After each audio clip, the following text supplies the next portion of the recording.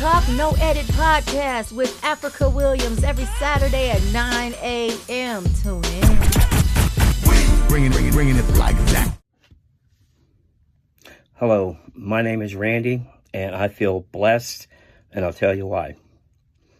I am a 27-month cancer survivor of prostate cancer, and I was asked to go to Real Talk and give you my experience. My message initially is for everyone to be checked out. Always go to your doctor.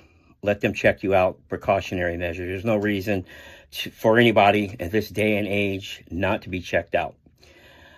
In the summer of 2024, under a routine check, my PSA, which is my prostate-specific antigen, was a little high. So they checked me again, and I go in, and I had 3 spots of cancer. I had to go in, and they had 3 particular spots, and I went through a half dozen tests, ultrasounds, just to find out and make sure it had not spread. Because depending on the degree, it would dictate what type of treatment that you would need. So mine was stable. It was 3 spots. So they go in and they put 3 gold markers in the prostate. I don't want to tell you how they went in and did it, but your prostate moves as in men, of course. So they put the 3 markers in. That way, they knew exactly where they were targeting. I chose radiation instead of chemo. I chose radiation because it had not spread. So that's basically what I had done. The levels that I had, your doctor's going to be able to tell you exactly where your levels are and so forth.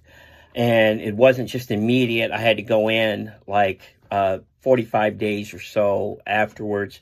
That way, they could make sure that they had everything correct. So I decided in the fall of 2024 to go through radiation. It was at Ohio State Medical Center, the James Cancer Hospital. People were fabulous. So I go in for 28 treatments spread out over about 7 weeks. And you go in and they put your body in a mold, because when you go into the particular machine, what happens is they don't want you to move. So this keeps you steady, so that way the machine can do its work. And you go inside the tube and they put on any kind of music that you want, basically. And that's when they radiate you, basically. With that, I would go in every morning and you would see some people there, and you get to be friends with people. And I met one person that came in from Dayton every day because they trusted the James. We had one couple that lived in Maine, and all these people become your friends because you're in a fraternity that you don't want to be in. So I go in for treatment. I go through all of my treatments. The people were fabulous, and they show you exactly where your levels are, where they're going. And once I got down to the zeros or the negligible levels, of course, they give you the chart, and they show you basically where you are and where you have been. There are changes to your body. I was getting a shot in the abdomen, and that stopped, and that basically would eliminate any acceleration of the disease. Now, each person's different, and your decision on treatment is going to be solely up to you and or your family. So you're going to have to decide basically what you need to do. And with the hospital staff, they were absolutely phenomenal. And I understand that many of the cancer treatment centers are very, very similar. With mine, of course, I thanked them every day, made sure they knew that I appreciated them. And I try to keep a positive mental attitude because they say this helps in any type of medical procedure or illness. So every morning I'm saying good morning to everybody that we would see. And there were 2 basic entrances, and they tell you where your machine is and how long the wait is, and you go in. and you see people on their worst day. And I know I was blessed and lucky simply because I had 3 spots that had not spread. And they basically told me that more men die with prostate cancer than from prostate cancer.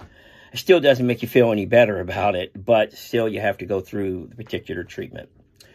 So I got to ring the bell, go through everything, and I have to follow up every 90 days. And right now, being at my 27th month, my next follow-up in about 45 days, it's April 1st, 2026 right now. If my levels are still low, then I only need to see them twice a year, which is very, very good.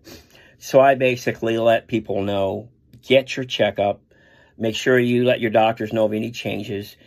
And if you have seen what I've seen, people with all types of cancers. And I get on people for smoking simply because there's certain, anybody can get cancer anyway, but it seems like smoking invites it. It's a poison in your lungs and it spreads out. So I tell people that. So I am a walking advertisement, and I tell people basically get checked out. I'm a survivor. I'll always be in this particular fraternity. I've made incredible friends in the staff, and I am forever thankful for them. If you notice, I do have on this shirt. This is for prostate cancer. And I went out and bought a bunch of ribbons. This is a prostate color, so I wear that. And, of course, black is a popular color. There's my black one. I have cousins that have had breast cancer, so I do have shirts that I have ironed on the pink ribbon. One of my favorite shirts also is one for breast cancer. And people always comment, and when they see my shirts, I say, get checked out if you haven't. And not just prostate cancer. I tell them, like breast cancer, every one. Here's my white one. You've got lung cancer. I have teal. We have ovarian, purple, green for donation. I have gray. I have black. And then I have a shirt that has, no one fights alone. We all need to join the fight. I have that, and I ordered additional ones. So that way I am a walking advertisement. I tell people, see your doctors, get checked out. And I even have some ribbons for autism. So once again, my message is that I am blessed because I have a really great doctor who recommended me to be checked out.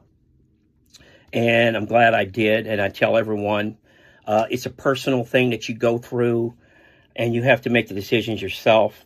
But prevention and early detection is the key. So I ask people, make sure you get checked out, make sure you follow, and you'll build a support group. And people will come from any particular area. I have friends that find out, and they're constantly calling, checking, seeing how I'm doing. And I do the same for them, for any type of a situation that they're in, because it's personal to every particular person, but it's not specific to your support group. So have a good day and get checked out. Take care. Bye.